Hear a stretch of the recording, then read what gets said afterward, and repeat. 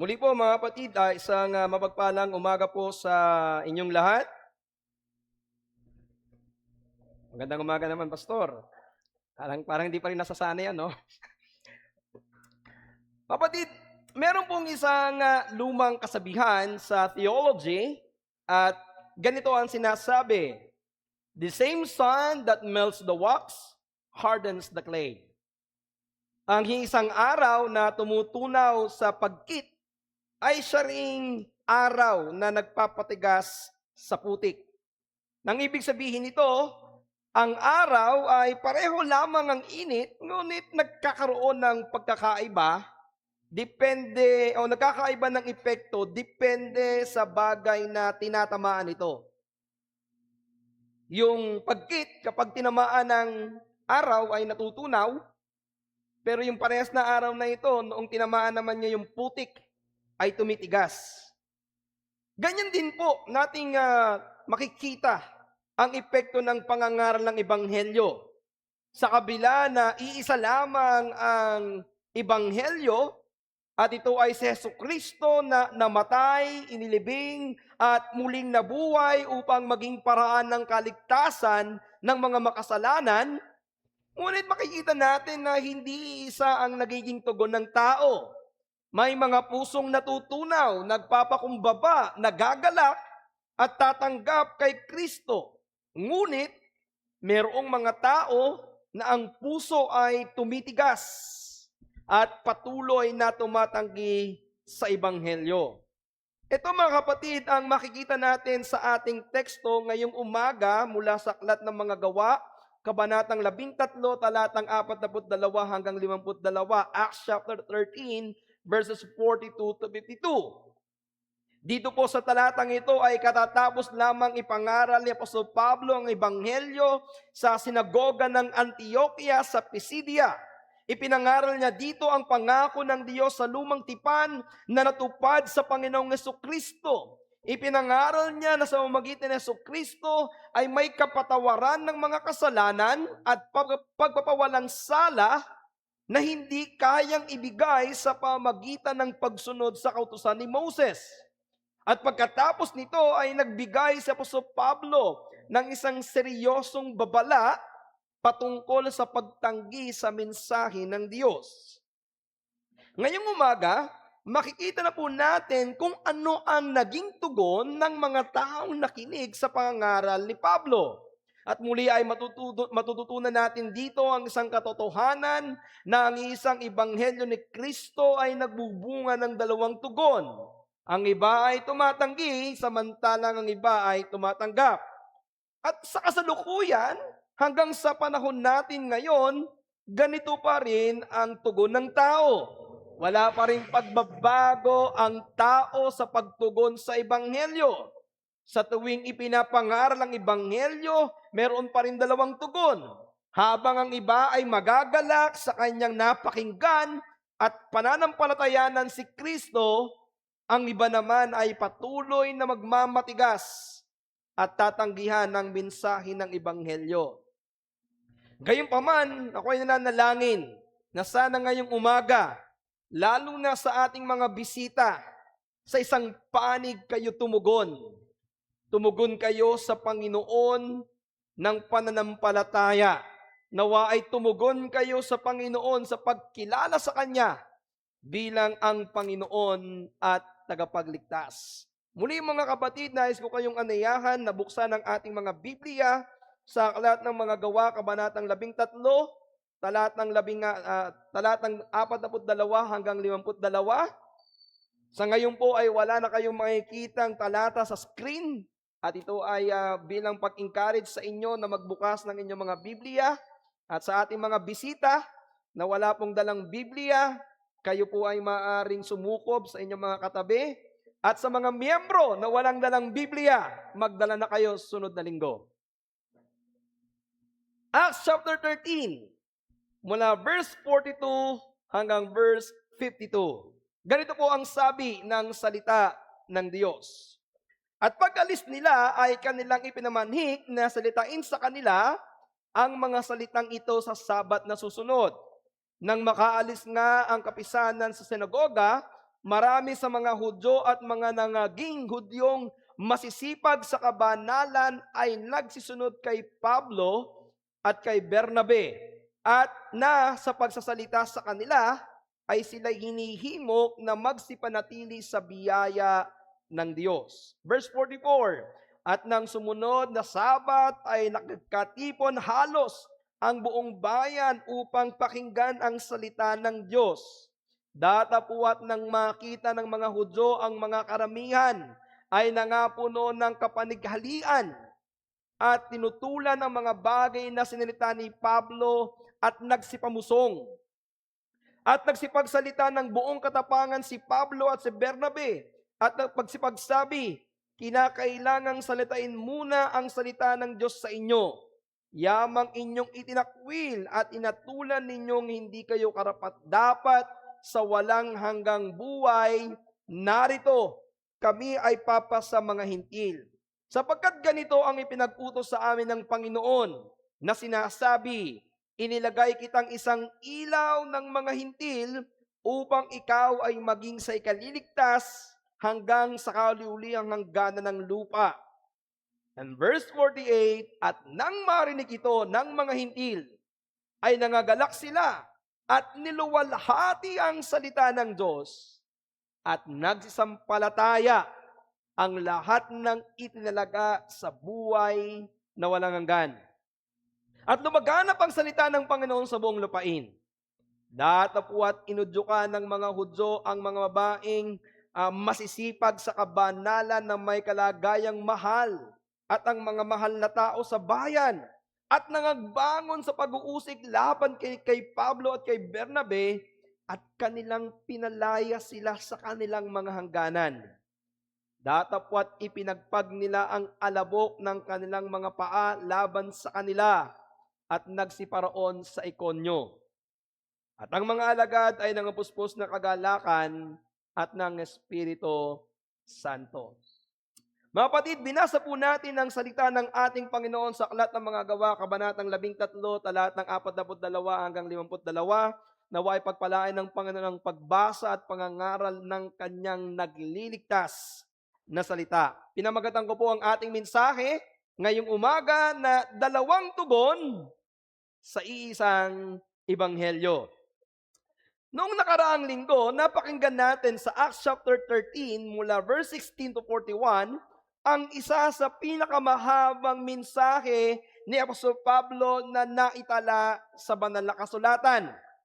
Napakinggan natin dito kung paanong sinimulan ni Pablo ang kanyang pangangaral sa pamamagitan ng kasaysayan ng pagliligtas.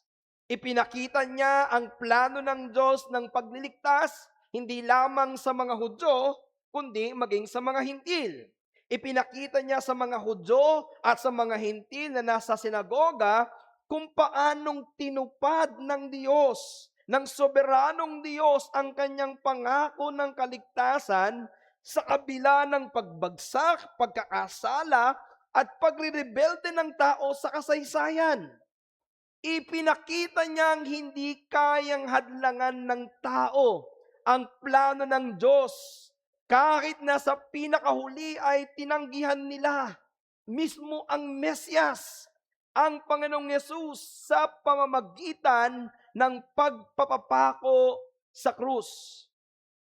Ang inaakala nila na katagumpayan dahil naipapatay na nila ang Panginoong Yesus ay isa palang malaking kabiguan dahil muling binuhay ng Panginoong Yesus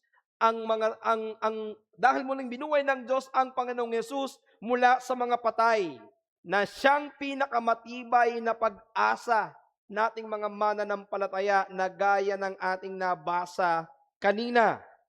Ang ating pananampalataya ay merong kasiguruhan dahil ang Yesus na ating sinasamba ay muling nabuhay mula sa mga patay. So ngayong umaga, sa ating teksto, makikita na natin ano yung naging reaksyon, ano yung naging tugon nitong mga taong ito matapos nilang mapakinggan ang pangangaral ni Pablo. At dito makikita natin kung bakit tumanggi ang iba samantalang ang iba ay tumanggap. At dito ko kukuhanin ang ating mensahe para sa umagang ito. And this is our message. Sa pangangaral ng Ebanghelyo, ang mga hindi sumampalataya ay may pananagutan sa kanyang pagtanggi.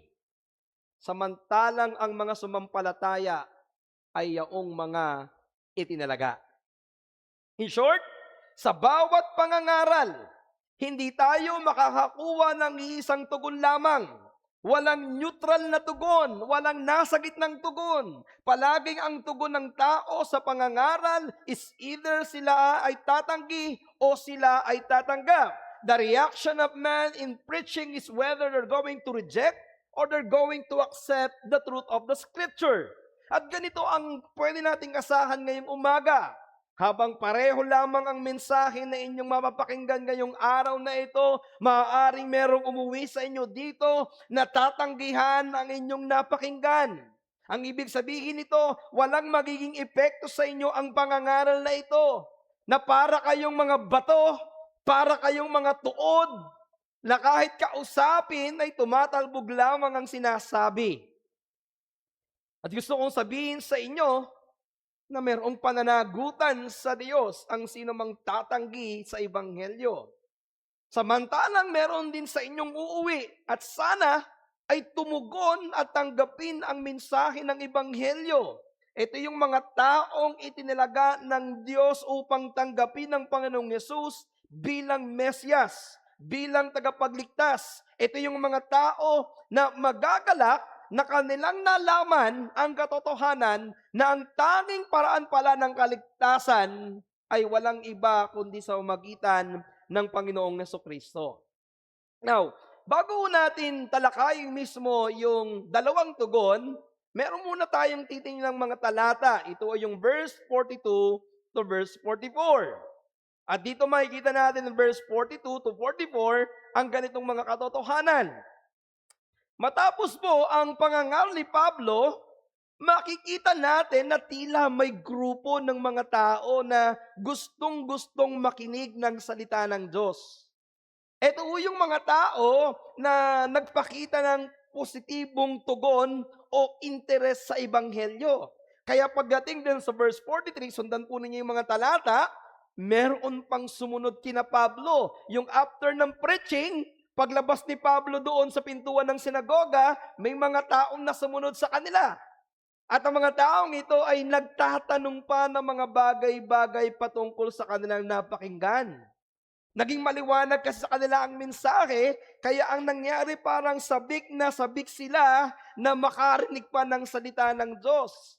At parang ganito ang nangyari, katatapos pa lamang ng Sabat, ang iniisip na nila ay ang susunod na Sabat para makarinig ulit ng pangangaral ng salita ng Diyos. Alam niyo yung pagkatapos ng service, lalabas sila pero ang iniisip nila sana Sunday na ulit. Sana merong preaching na ulit. O kaya naman pagkatapos ng preaching, pagbaba ng pangangaral ni Pablo, sinundan at nagtanong sila. Pero kapansin-pansin po dito, na hindi na-overwhelm si Pablo. Bagkus ay meron siyang sinabi. Sabi ni Pablo at Bernabe sa kanila ay, magsipanatili kayo sa biyaya ng Diyos. Nang ibig sabihin, nagpapahiwatig ito ng pangangailangan ng pagpapatuloy sa pananampalataya. Nang ibig sabihin nito mga kapatid, bilang isang mananampalataya, kailangan nating makita na hindi pala basta ang isang tao nakapagpahayag ng pananampalataya o nakapagpakita ng interes sa salita ng Diyos, totoo na ang kanilang pananampalataya. Dito ay sinabi ni Apostol Pablo na kailangan nilang magsipanatili sa pananampalataya. Anong paalala sa atin? Hindi sapat ang makinig sa Ebanghelyo. Kailangang may pagtugon at pananatili. Dahil ang tunay na pananampalataya ay makikita sa pagpapatuloy sa pananampalataya. Alam nyo, napakaganda sana kung ganito mag-appreciate, kung ganito ang tugon ng mga nakikinig ng pangangaral ng salita ng Diyos. Bilang mga mangangaral, malaking kagalakan sa amin na makita namin ang salita ng Diyos ay hindi na ipapangaral ng walang kabuluhan. Bagamat hindi namin hinahangad ang papuri ng tao, sapagkat ang lahat ng kaluwalhatian at kapurihan ay dapat sa Diyos lamang, ngunit nakapagpapalakas po ng loob. Minsan nakakapagpalakas ng boses sa pangangaral na makita na yung mga tao na nakikinig sa salita ng Diyos ay tunay nagkakaroon ng dating sa kanila. Na kung saan kapag natapos na ang pangangaral, may mga taong lumalapit at nagtatanong, mayroong mga taong nagnanais na patuloy na matuto, at higit sa lahat ay may mga taong nagpapatuloy sa pakikinig ng salita ng Diyos. Yung paulit-ulit sila na bumabalik at nakikinig ng salita ng Diyos. Sa talata na po na ating binasa, nakita natin na maraming mga tao ang tila interesado na sa Ebanghelyo. Pero gusto ko munang liwanagin sa inyo mga kapatid na hindi nangangahulugan na ligtas na ang lahat ng mga taong ito, nang dahil lamang nagkaroon sila ng pananabik sa salita ng Diyos. Sapagkat kung titingnan natin yung verse 44, lalong nakakatuwa na halos ang buong bayan ay napasinagoga para pakinggan sina Pablo at Bernabe. Can you see that? After ng preaching ni Paul and Barnabas sa Antioch ng Pisidia, the following Sabbath, halos buong barangay nagsama-sama para makinig ng salita ng Diyos. Pero again, hindi ibig sabihin na lahat ay nagpunta doon, lahat ay naligtas. Bakit natin nasabi ito? Dahil sa susunod na talata, makikita natin na hindi lahat ng dumalo ay para makinig. May mga nagtungo doon at dumalo para manggulo. Alam niyo, may pagkakatulad dito nung panahon ng Panginoong Yesus. Maraming mga tao noon, libu-libong mga tao noon ang sumusunod sa Panginoong Yesus nung sila ay nakakita ng himala at nakakain sila ng tinapay. Ngunit nung ang Panginoong Yesus ay naging mabigat na sa kanyang pangangaral, nung naging mahirap na ang kanyang mga turo, marami na sa kanila ang tumalikod at hindi na sumunod sa kanya. Ipinapaalala lamang sa ating mga kapatid ngayong umaga na ang interes sa salita ng Diyos ay hindi pa katumbas ng tunay na pananampalataya. Bakit? Ito yung punto natin mga kapatid. Ang tunay na pananampalataya ay tumutugon at nagpapatuloy sa biyaya ng Diyos. Genuine repentance or genuine faith is responding and they continue in the grace of God. Alam niyo, maraming mga tao naman ang maaaring maantig sa mensahe. May mga pagkakataong baka napaluha ka ng mensahe, masyado kang naging emosyonal sa pamamagitan ng mensahe, o maaaring nasasabi mong, that was a very good preaching. Napakaganda naman ng sermon na yon. Ngunit ang dapat nating tingnan ay hindi lamang ang pagkakaroon ng emosyon na tugon, kundi yung tunay na pagtugon, at ang pagtugon bang ito ay nagdala sa iyo upang ikaw ay sumampalataya at manatili sa pananampalataya. Ang apoy ng tuyong damo ay mabilis magliab, ngunit mabilis ding mamatay. Pero ang apoy na galing sa isang matigas na kahoy, maaaring mabagal magsimula, ngunit ito ay tumatagal. Ang nais natin sa mga nakikinig ay hindi mga tuyong damo na madaling mag-apoy pero madali ring mawala. Ang kailangan natin sa mga nakikinig ay gaya ng isang matigas na kahoy na kapag sinunog ay matagal na nawawala ang apoy. Sa ating aplikasyon sa bawat pangangaral ng Ebanghelyo, ang sukatin natin ay ang tunay na pananampalataya at hindi lamang ang magandang simula. Ang tingnan natin ay kung papaano sila magpapatuloy. So ngayon tingnan ho natin kung ano yung naging tugon ng mga taong ito. At meron tayong 2 puntos na pag-uusapan. Una, sa pangangaral, may sadyang tumatanggi kay Kristo. Pangalawa, sa pangangaral, may tunay na tumatanggap kay Kristo. Pag-aralan natin yung una, sa pangangaral, may sadyang tumatanggi kay Kristo. Again, read with me in verse 44 to 46. At nang sumunod na Sabat, ay nagkatipon halos ang buong bayan upang pakinggan ang salita ng Diyos. Datapwat nang makita ng mga Hudyo ang mga karamihan ay nangagpuno ng hilian, at tinutulan ang mga bagay na sinabi ni Pablo at nagsipamusong. At nagsipagsalita ng buong katapangan sina Pablo at Bernabe at nagsipagsabi, kinakailangang salitain muna ang salita ng Diyos sa inyo, yamang inyong itinakwil at hinatulan ninyong hindi kayo karapat-dapat sa walang hanggang buhay. Narito kami ay papasa mga hintil. Jump tayo sa verse 50 and 51. Datapwat inudyukan ng mga Hudyo ang mga babaeng masisipag sa kabanalan na may kalagayang mahal at ang mga mahal na tao sa bayan at nangagbangon ng pag-uusig laban kay Pablo at kay Bernabe at kanilang pinalaya sila sa kanilang hangganan. And verse 51, take note, datapwat ipinagpag nila ang alabok ng kanilang mga paa laban sa kanila at nagsiparoon sa Ikonyo. So ito yung nangyari. Makalipas ang another 7 days, another 7 araw, araw na uli ng Sabat. Sa araw na yon, halos buong bayan ay nagtungo sa sinagoga para mapakinggan nila ang sinabi ni Pablo at Bernabe. Ibig sabihin, yung mga nakinig last Saturday sa preaching ni Paul and Barnabas ay ipinangalat ito. Ikinuwento ito kung paanong sila ay namangha doon sa mensahe, which is a very good thing sana. Nakatulad ng mensahe nung linggo, sana ibinalita nyo ito sa iba para ang buong sulok ay nandito. Parang ganun yun eh. Pagkatapos nilang mapakinggan yung napakagandang pangangaral, ibinalita nila ito sa mga tao at namangha ang mga tao sa salita ng Diyos na ibinahagi sa kanila, kaya maraming mga tao ang nagpunta doon sa sinagoga. Hindi natin alam kung gaano karami yung buong bayan na yon. Hindi rin natin alam kung gaano kalaki yung sinagoga, pero isang bagay ang sigurado, napakaraming mga tao ang nagpunta doon. At dahil napakaraming tao, it is always a sure thing na kapag maraming tao, magkakaroon ito ng atensyon. Nung makita ng maraming mga Hudyo doon sa Antioch ng Pisidia, na napakaraming mga tao ang nagpunta ng sinagoga, which is not the normal thing that happened sa mga sinagoga, ano nangyari? Ang sabi ho dito ay gumawa sila ng aksyon. Gumawa sila ng paraan upang ito ay pigilan.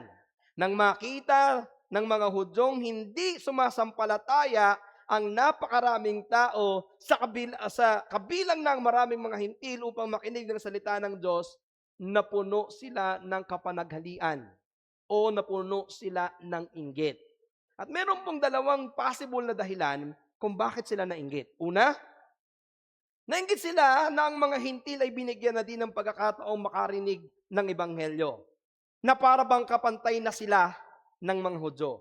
Now, tandaan niyo po ito, bilang mga Hudyo, sila ang unang pinagkatiwalaan ng Diyos ng kanyang salita at ng pangako sa lumang tipan. Kaya nung makita nila na bakit ang daming mga hintil ang nakikinig, nainggit sila. Hindi nila matanggap na yung parehong biyaya na ibinigay ng Diyos sa kanilang bansa bilang Israel ay iniaalok na rin sa kanilang kalabang mga tao. Tandaan ninyo yung separation ng Jews and Gentiles during these days ay talagang napaka-radical, napakatindi.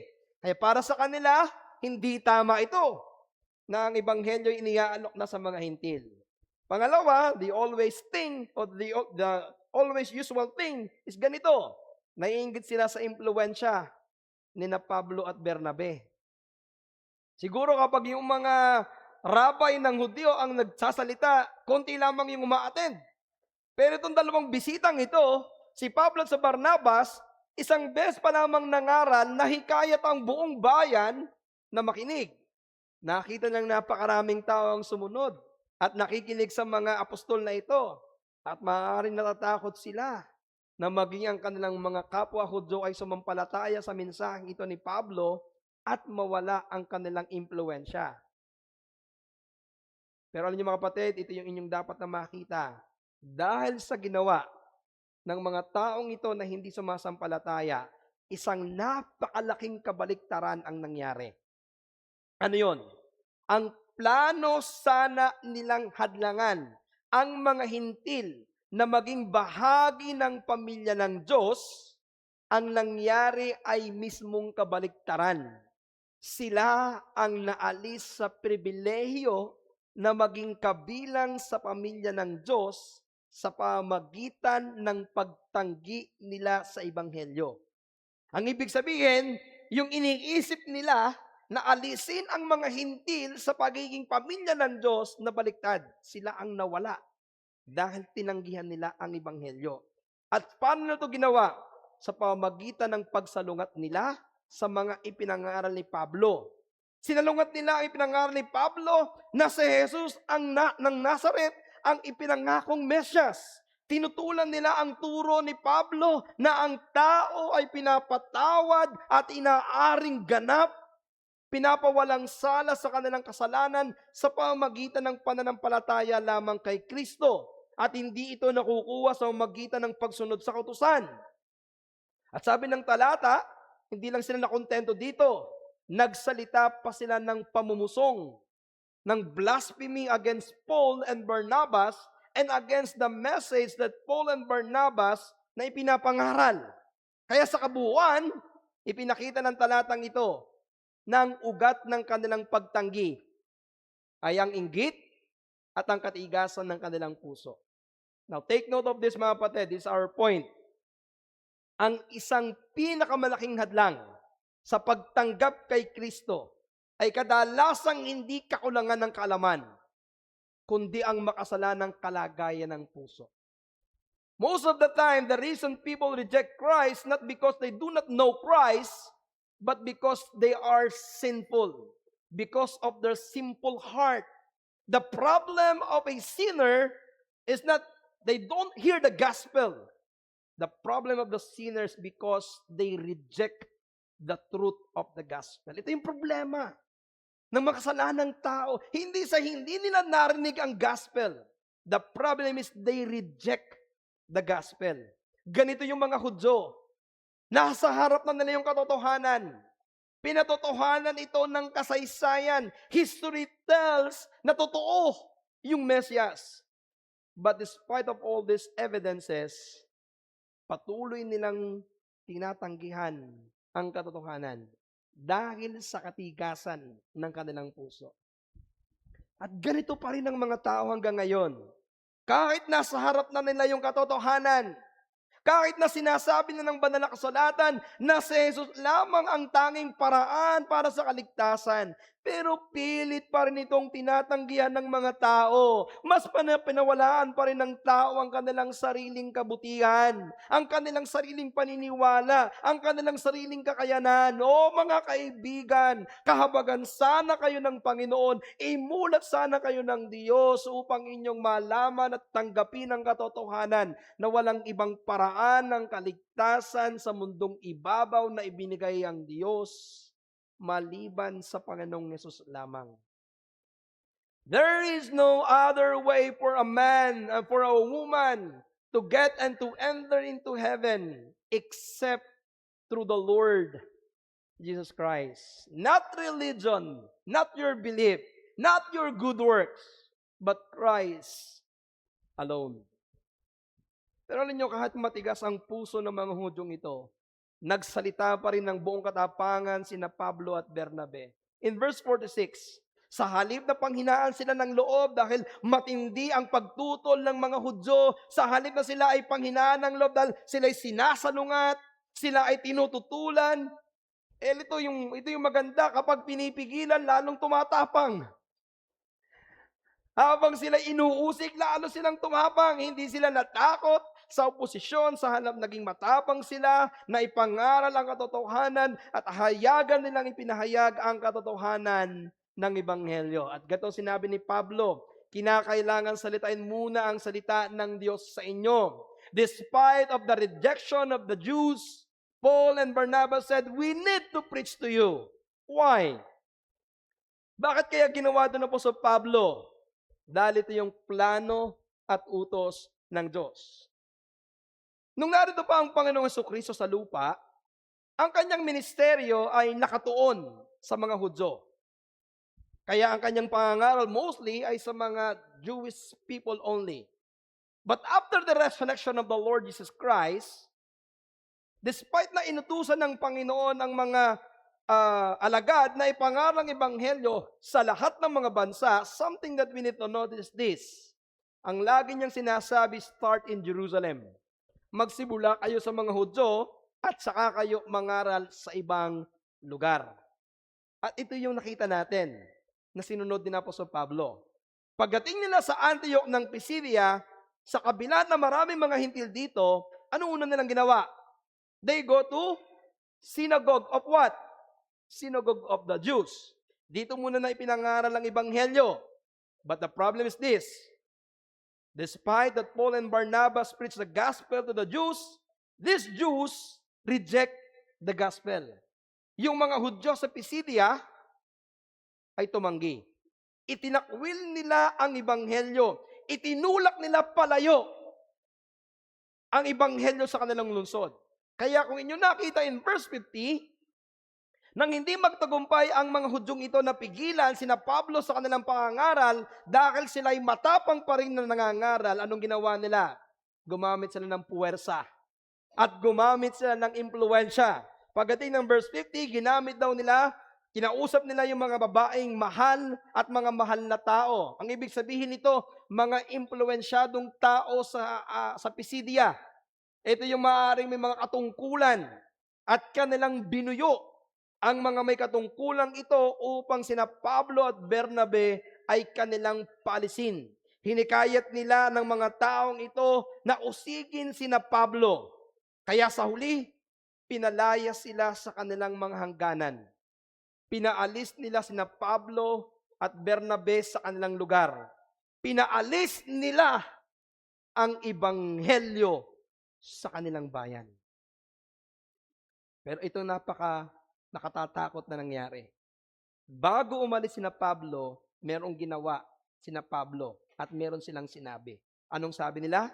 Ni Pablo, hinatulan ninyong hindi kayo karapat-dapat sa walang hanggang buhay.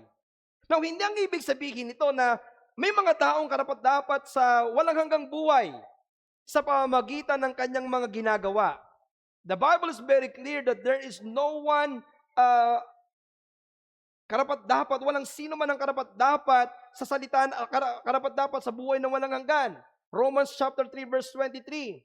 As it is written, there is none righteous, no not one, for all have sinned and come short of the glory of God.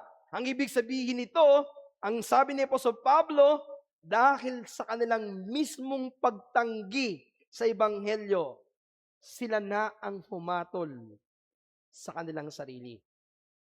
Sa kanilang pagtanggi sa ebanghelyo, sila na mismo ang nagpahamak sa kanilang sarili. Ito ang malinaw na larawan ng pananagutan ng tao. And this is my point. Ang tao ay responsable sa kanyang pagtanggi sa ebanghelyo. People or human are responsible in their rejection of the gospel. Hindi sila mapapahamak dahil kulang ang biyaya. Mapapahamak sila dahil tinanggihan nila ang ebanghelyo. They will not suffer in hell, in torment, not because the grace is not enough. It is because they reject the gospel. Kaya dahil dito, nawala ang pribilehyo nilang kaligtasan at napunta ito sa mga hintil. Kaya ang sinabi sa kanila ni Pablo, narito kami ay papasa mga hintil. Alam niyo mga kapatid, itong simpleng salitang ito ni Pablo ay isang katuparan ng sinabi ng Panginoong Yesus. In Matthew chapter 21 verse 43, ganito ang sabi ng Panginoong Yesus. Kaya sinasabi ko sa inyo, aalisin sa inyo ang kaharian ng Diyos at ibibigay sa mga bansang nagbubunga. Nang ibig sabihin nito, hindi naman tinalikuran na ng Diyos ang lahat ng mga Hudyo. Ang ipinapakita lamang nito ay ito, ang mga tumatangging Hudyo ay nawalan ng pribilehiyo na kanilang tinatamasa. Pero hindi nangangahulugan na lahat ng mga Hudyo in general ay hindi na makakatanggap ng biyaya. Sa katunayan, nung sila ay nagpunta sa ibang lugar, nagpunta sila sa Iconio, ganun pa rin ang kanilang ginawa. They preached on the synagogue of the Jews bago sila nangaral sa mga hintil. Pero anong gusto ko maaalala nyo dito mga kapatid na katotohanan, ito po yun. Kapag patuloy kang tumatanggi, maaaring isang araw, alisin na ng Panginoon ang pribilehiyong ito sa iyo nang dahil sa katigasan ng iyong ulo. The privilege of the gospel will be removed to you because you harden your heart for the gospel. Kaya naman pinapalalahanan ko kayo, may hangganan ang pag-aalok ng Diyos ng kanyang biyaya. Kapag ang isang tao ay patuloy na tumatanggi sa kabila ng maraming mga pagkakataong ito ibinabahagi sa kanya, kukuhanin ito ng Diyos sa iyo at ibabaling sa iba. At ganito ang ginawa ng mga apostol. Ipinagpag nila ang alabok ng kanilang mga paa laban sa kanila. Now, ano niyo yung pagpapagpag ng alabok sa kanilang mga paa? Hindi ito yung basta naiinis lang. Ano niyo kapag kayo ay hindi sinunod yung palpagan ng paa, sa Batangas, palpagan ng paa. Nang ibig sabihin nito, ipinapagpag mo ang iyong paa. Hindi ito simpleng pagkainis lamang. Yung sinabi po na ipinagpag ang kanilang ang alabok ng kanilang mga paa ay isang simbolo ng babala ng paghuhukom.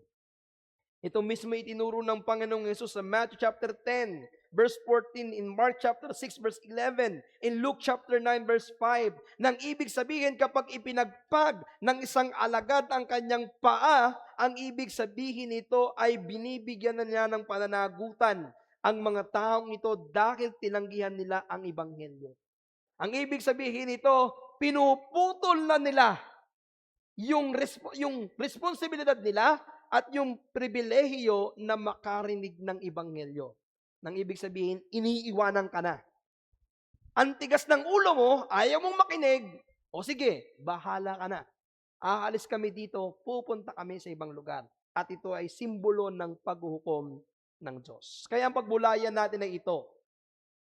Ang Ebanghelyo ay hindi lamang nagdadala ng kaligtasan sa mga sumasampalataya. Ito rin ay nagiging saksi laban sa mga sadyang tumatanggi rito. So the gospel, hindi lang ito nagdadala ng kaligtasan, but this also a judgment sa mga taong ayaw sumampalataya. Walang sino mang mananagot sa Diyos dahil hindi niya narinig ang Ebanghelyo. Ang kanyang pananagutan ay ang kanyang pagtanggi. Ang ibig sabihin nito mga kapatid, walang taong pwedeng magsabi na kaya ako hindi naligtas ay dahil hindi ako nakarinig ng Ebanghelyo. Hindi po. Ang dahilan ng iyong hindi pagkakaligtas ay dahil ikaw ay tumanggi. Sa kabila ng matapat na pangangaral ng Ebanghelyo, you reject the preaching of the gospel. Kaya one thing that we need to understand, sa isang pangangaral, may taong tumatanggi kay Kristo. On the other hand, this is our second point, in preaching, may tunay na tumatanggap kay Kristo.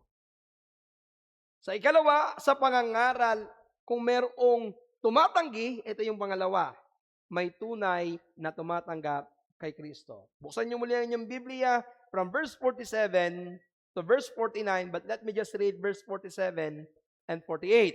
Sapagkat ganito ang ipinag-utos sa amin ng Panginoon na sinasabi, inilagay kitang isang ilaw ng mga hintil upang ikaw ay maging ikaliligtas hanggang sa kahuli-hulihang gana ng lupa. At nang marinig to ng mga hintil, ay nagalak sila at naluwalhati ang salita ng Diyos at nagsisampalataya ang lahat ng mga itinalaga sa buhay na walang hanggan. Now, mapatid, let us be clear na yung verse 47 and verse 49 na sinabi ni Apostle Paul ay quotation from Isaiah chapter 49 verse 6. It is a prophecy na nagkaroon ng katuparan na sinasabi ng propesiyang ito na ang Panginoong Jesucristo ay magiging ilaw. Hindi lamang ng mga Hudyo, kundi ng mga Hintil. Ito yung sinabi ko sa inyo na ang kaligtasan ng mga Hintil ay hindi isang afterthought, but this is a plan of salvation. At ito yung maganda, nung maintindihan ito ng Gentiles, nung marinig ito ng mga Hintil, sila'y nagalak, sila ay natuwa, sapagkat nalaman nila na hindi lamang pala ang mga Hudyo ang pwedeng maligtas. Naintindihan nila na kahit sila'y mga Hintil, kasama sila sa plano ng Diyos ng kaligtasan. At paano ito nangyari? Verse 48, a very, very, very important verse. Verse 48, at ang lahat na itinalaga sa buhay na walang hanggan ay nagsisampalataya. They that are ordained to eternal life believe. Na itong mga Hudyong ito, itong mga Gentiles na ito, the reason behind they believe the gospel is because God ordained them to eternal life. So, pansinin yung talata, hindi sinabi ng talata na ito na ang mga tao ay sumampalataya muna at dahil sa kanilang pananampalataya, saka sila itinalaga sa buhay ng walang hanggan. Ang sabi ng Biblia ito, ang lahat ng itinalaga sa buhay ng walang hanggan ay nagsisampalataya. Hindi ang pananampalataya ang dahilan ng pagtatakda ng Diyos sa buhay ng walang hanggan. Ang pagtatakda ng Diyos sa buhay ng walang hanggan ang dahilan kung bakit sila sumampalataya. Ang pagtatalaga ng Diyos ang nauna at ang pananampalataya ang bunga. So anong ibig sabihin ganito? Ikaw ay sumampalataya dahil itinalaga ka ng Diyos na sumampalataya. Hindi ka itinalaga ng Diyos dahil nakita ka ng Diyos na ikaw ay sasampalataya. Therefore, ang ibig sabihin nito, ang punto natin, ang lahat ng itinalaga ng Diyos sa buhay na walang hanggan ay kusang sasampalataya kay Kristo. Ang Diyos ay may sapat na kapamahalaan sa kaligtasan. Siya po ang nagtatakda ng mga taong maliligtas. Ayon sa kanyang layunin, ayon sa kanyang mabuting plano, ayon sa kanyang mabuting paghirang. Ang tao ay kusang loob na sumasamba. Hindi po pinipilit ng Diyos ang tao na sumampalataya. Hindi po siya parang isang robot na pinindot lamang at susunod. Sa halip ang ginagawa ng Diyos, binabago ng Diyos ang kanyang puso upang maluwag at buong kagalakan niyang yakapin si Kristo sa pamagitan ng pananampalataya. And in theology, this is what we call predestination. Okay, ito yung pagtatalaga ng Diyos sa buhay na walang hanggan. Now, this teaching is not only be seen in Acts chapter 13, verse 48. In the whole scripture from the Old Testament to New Testament, this is a clear understanding and this is a clear teaching. Ang Diyos ay meron ng itinalaga sa buhay na walang hanggan. Nagtuturo ito na ang santaw ay sumampalataya dahil merong Diyos na unang gumawa sa Kanya. Now, let me give you a very clear example of the Bible, in the Bible, aside from Acts 13:48, patungkol sa predestination. We will not going to read all the verses in Romans chapter 9, verse 6 to 21. Hindi natin kayang basahin ito lahat ngayon for the sake of time. Pero gusto ko munang ibigay sa inyo yung summary nito. Kapag binuksan nyo in Romans chapter 9, verse 7 to 13, makikita nyo dito ang ipinakita ni Apostol Pablo na merong dalawang anak. Si Abraham, si Ismael, at si Isaac. Pero si Isaac lamang ang pinili ng Diyos bilang tagapagmana ng pangako. At sa kanya lamang ibinigay ang pagkapalang may kaugnayan sa planong pagtubos. Si Isaac ang pinili para magmula sa kanya yung lahi ng tagapagligtas. Pero dalawa ang anak ni Abraham, si Isaac at si Ismael. Pagdating naman po in Romans chapter 9, ulit, ganito rin yung ginawa ng Diyos sa anak na kambal ni Isaac. Sino yon? Si Jacob at si Esau. Ano nangyari? Pinili ng Diyos si Jacob at hindi niya pinili si Esau. Jacob have I loved, Esau have I hated.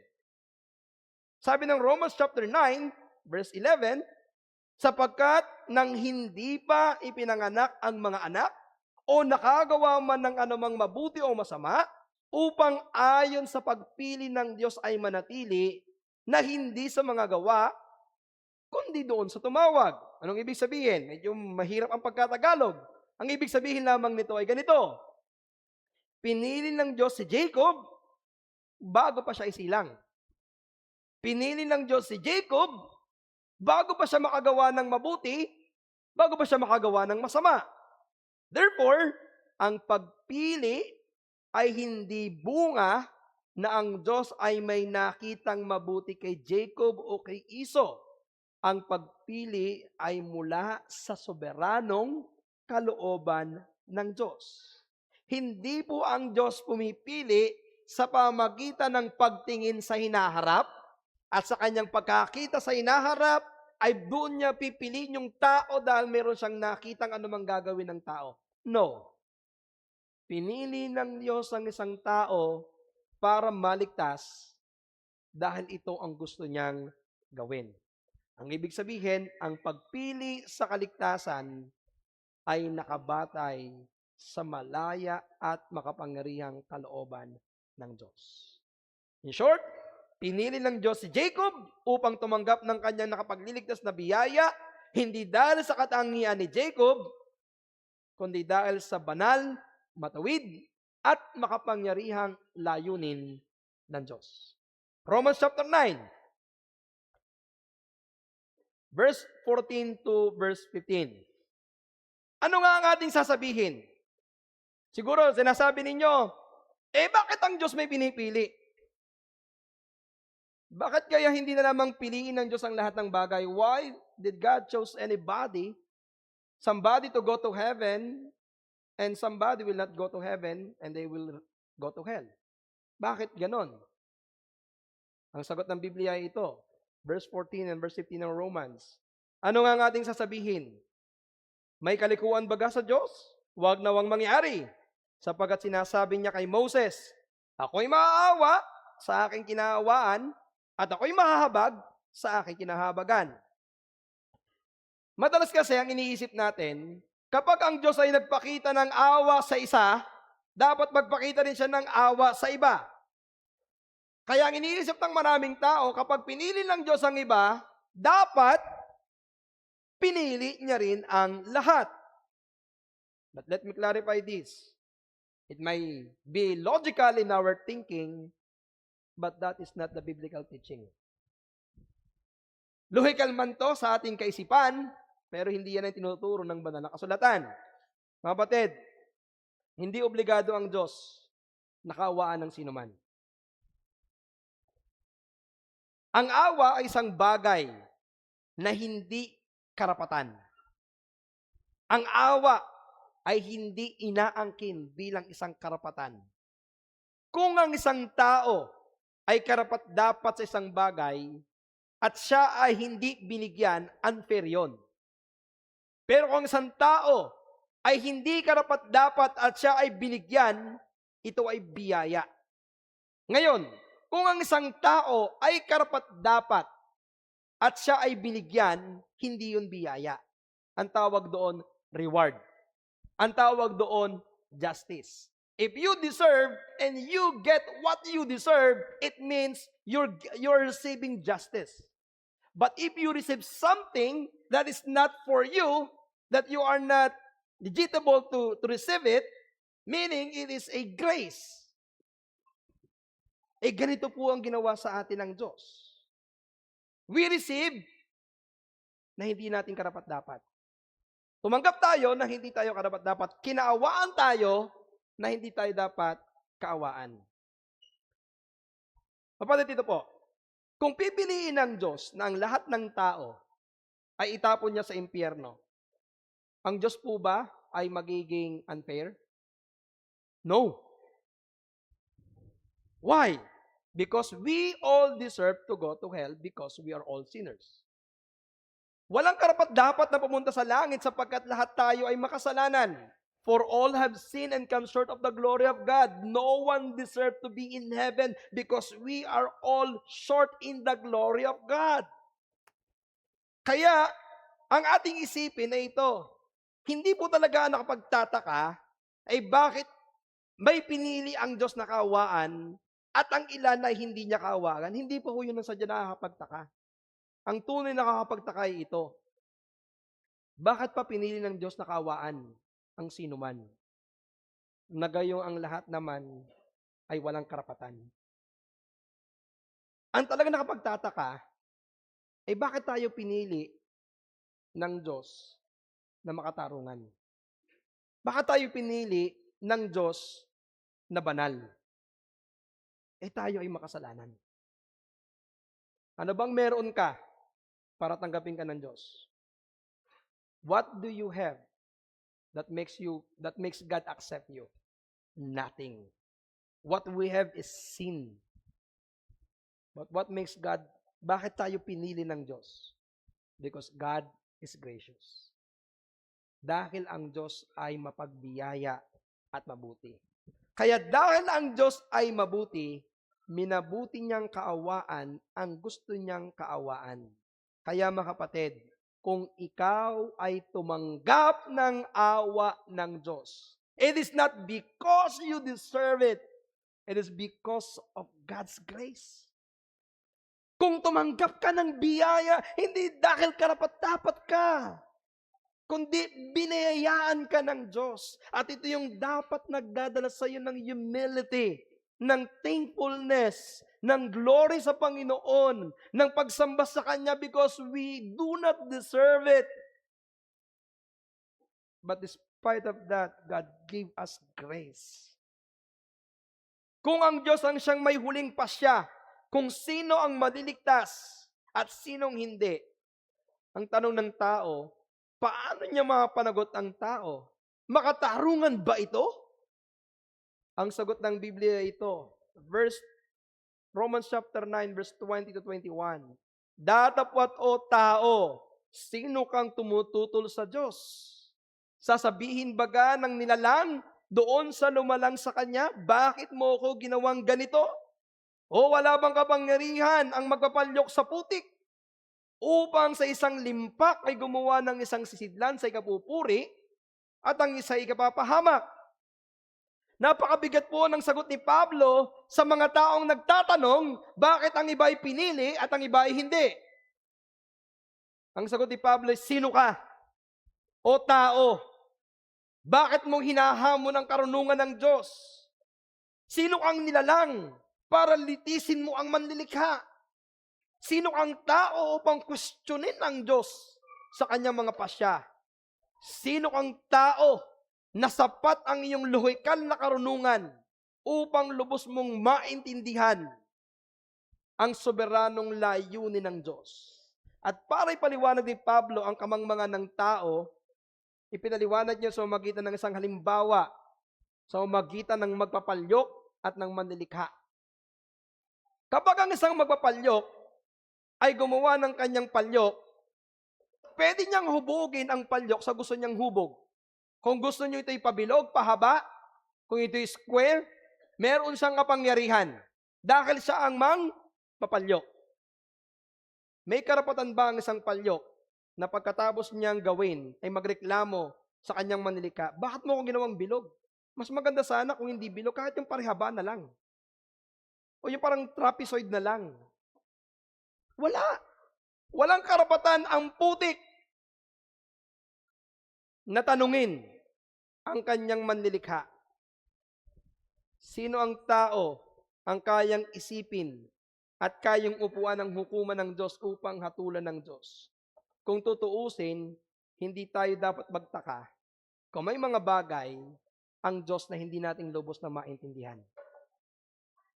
Kaya kung ang Diyos ay mayroong pinili at ang iba ay hindi niya pinili, maaaring hindi mo ito maintindihan, pero dapat mo itong paniwalaan. Parang katulad po nito, Isipin niyo yung isang maliit, ito, gagamit ako ng mga Batanggen yung salita. Sa common na word kasi is langgam. Gagamit ako sa inyo ng guyam. Sa Batangas po, maraming ibig sabihin ng langgam. Yung pinakamaliit na lang, apanas. Baka din yung apanas, ito yung napakaliit na langgam na pumapasok doon sa mga asukal.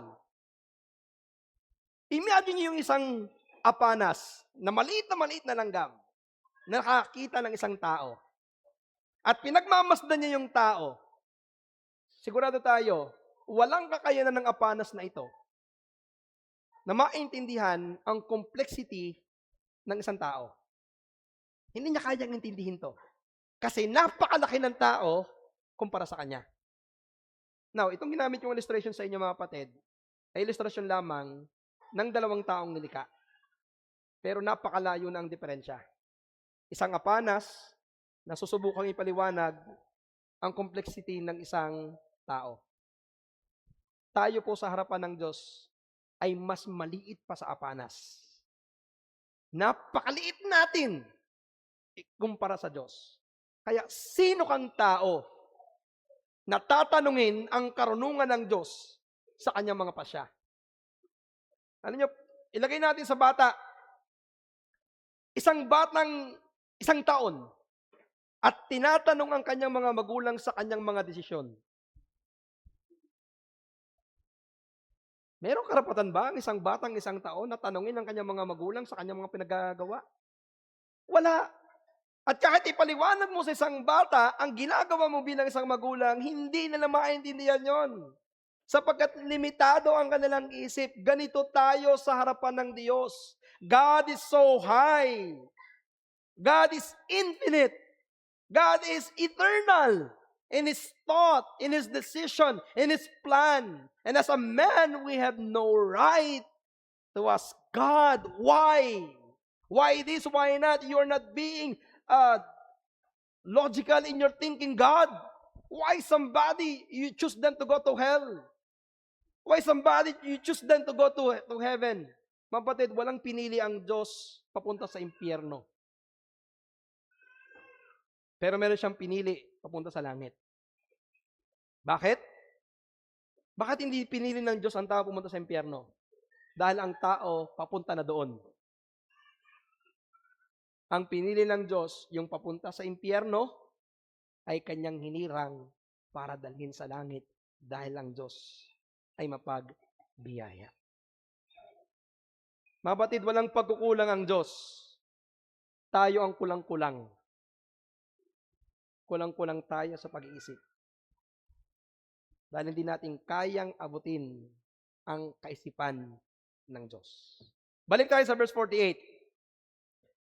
Ito yung parehong katotohanan ng ating makikita sa Romans chapter 9. Ang mga sumampalataya ay yaong itinilaga ng Diyos sa buhay na walang hanggan. Kaya mga kapatid, ito po ay pampalakas ng loob sa ating pag-ibanghelyo. Hindi babalik na walang kabuluhan ang ating pangangaral. Mayroon at mayroong maliligtas dahil may itinilaga na ang Diyos para maligtas. Kaya ang hamon sa atin ngayon ay maging matapat sa pangangaral ng Ebanghelyo. Maging matapat tayo sa paraan ng biyayang iniutos sa atin ng Diyos. At ito ay sa pamamagitan ng matapat na pangangaral ng Ebanghelyo. Sapagkat ang paraang itinalaga ng Diyos para tawagin ang mga hinirang at itinalaga sa buhay ng walang hanggan ay sa pamamagitan ng pangangaral ng salita ng Diyos.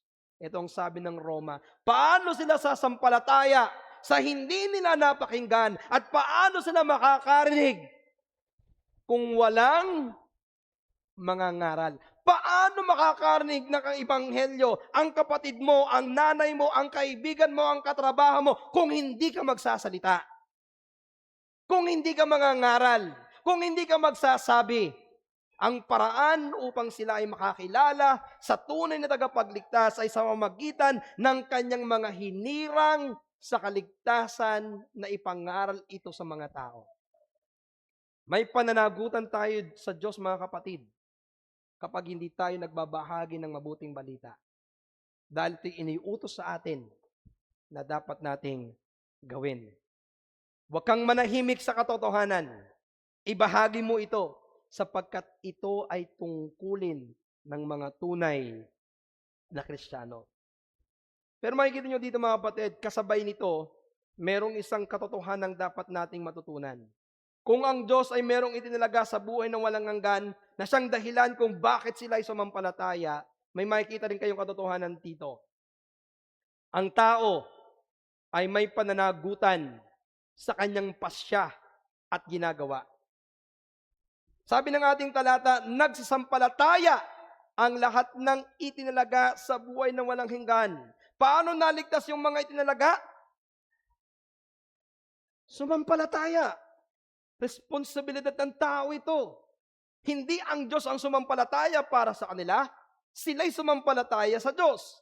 Ang pananampalataya ay tugon ng tao sa pangangaral ng Ebanghelyo. Ibig sabihin, para sa ikaw ay maligtas, kailangan mong sumampalataya. Bakit may mga taong napapahamak? Balik tayo sa Acts 13 verse 46. Itinakwil ninyo ito. Ibig sabihin, tinanggihan nila si Kristo. Sila mismo ang naglagay sa kanilang sarili sa ilalim ng hatol. Sila ay tumanggi. Therefore, sila ay may pananagutan. Hindi nila maaaring isisi sa Diyos ang kanilang kawalan ng pananampalataya. Sila ang dapat sisihin sapagkat hindi sila sumampalataya sa kabila na sila ay nakarinig ng pangangaral. Kaya kapatid, in our text, it will only tell us or it will only explain us yung isang great mystery of the Scripture. And what is that? The sovereignty of God and human responsibility. Yung pagiging soberano ng Diyos sa pagtatakda ng kaligtasan at sa human responsibility na tumugon sa panawagan ng Ebanghelyo sa magitan ng pananampalataya. Ipinapakita ng talata na ating pinag-aralan na ang Diyos ay naghahari sa kaligtasan, pero sa kasabay nito, may makatarungang pananagutan ng tao sa kanyang pagtanggi kay Kristo. Sa unang tingin, maaaring magkasalungat ang dalawang katotohanan ito. Pero ito yung katotohanan hindi natin pwedeng talikuran. Ito yung katotohanan hindi natin pwedeng hindi tanggapin. Ang Diyos ay nagtalaga ng mga tao sa buhay ng walang hanggan at maliligtas sila sa pamamagitan ng pananampalataya kapag nakarinig sila ng pangangaral ng Ebanghelyo. Hindi ko kailangang ipilit sa inyo na maintindihan nyo ito sapagkat ito'y hiwaga ng kasulatan. Pero in-encourage ko kayo mga kapatid, buong puso mo at buong pakumbaba mong tanggapin ang katotohanan. May Diyos na nagtalaga para sa iyong kaligtasan. Pero kailangan tumugon ka sa magitan ng pananampalataya. As I end, gusto ko kayong hamungin. Ang Diyos ang nagtatakda at nagliligtas. Ngunit ang tao ay may tungkuling tumugon sa panawagan ng Ebanghelyo sa pamamagitan ng pangangaral. Sa aming mga bisita, sa aming mga regular na dumadalo, ngayon napakinggan ninyo ang pangangaral ng Ebanghelyo. Now that you have heard the preaching of the gospel, if you're going to continue to reject the gospel, you will be responsible before God. Kapag patuloy niyong tinanggihan ng Ebanghelyo, patuloy kayong mananagot sa Diyos. Your rejection of the gospel will be used to judge you before the throne of God. Ang iyong pagtanggi ang magiging hatol ng Diyos sa iyo sa pagharap mo sa kanyang hukuman. Ito ang magiging daan para sa iyong kapahamakan. Pero sa aming mga bisita, kung ikaw ay tutugon ngayon nang walang pamimilit ng tao, kung ikaw ay sasampalataya at tatanggapin ang katotohanan ng si Jesus, lamang ang Diyos at tagapagligtas. Kung ikaw ay buong pusong magpapakumbaba at magsisisi sa mga kasalanan, tapat ang Diyos sa kanyang pangako. Ililigtas ka niya sa kapahamakan. Dadaling ka niya sa buhay na walang hanggan. Dalawang tugon ang inaasahan natin ngayong araw na ito. Pero sana huwag kang pumanig sa mga tumatanggi. Sana ngayong araw na ito, tumugon ka na. Dahil kapag patuloy ang iyong pagtanggi, isang araw, mananagot ka sa Panginoon. Tayong lahat ay yumuko at tayo ay manalangin. Ama naming Diyos, soberano kang magplano. Soberano ang iyong karunungan. Dakila ka sa lahat. At inaamin namin ang aming kahinaan, ang aming kakulangan. We cannot fathom, we cannot understand all the plans that you have planned eternity past. You're a sovereign God. You know what you are doing. We're just a worm.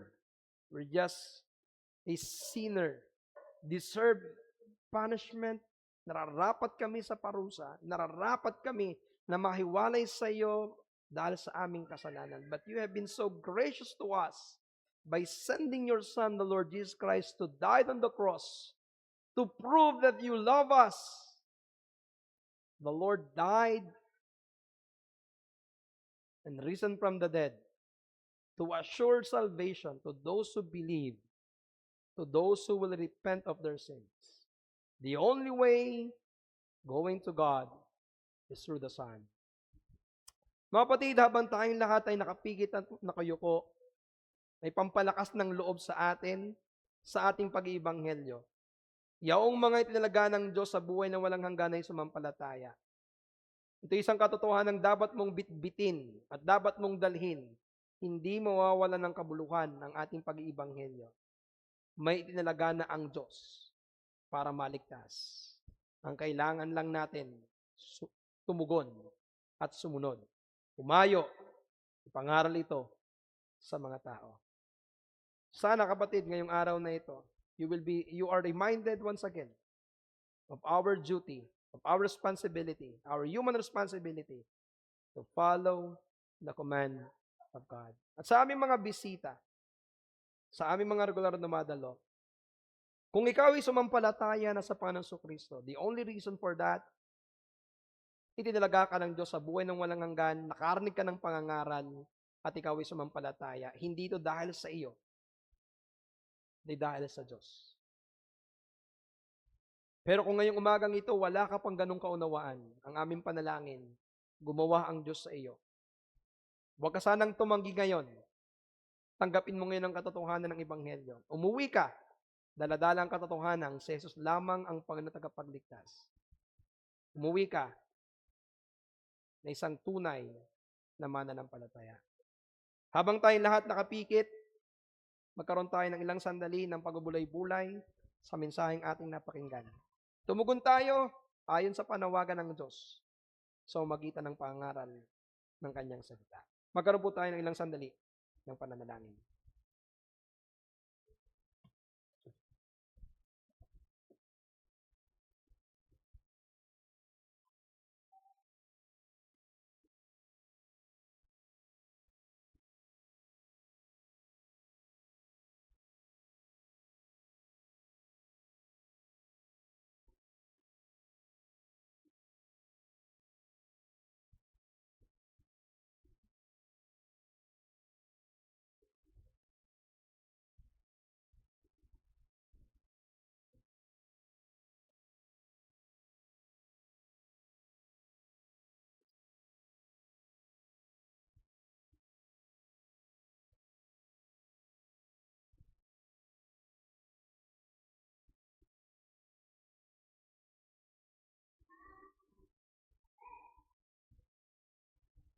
Let's pray. Panginoon, tinatanghal namin ang iyong soberanong karunungan, nagpapakumbaba kami.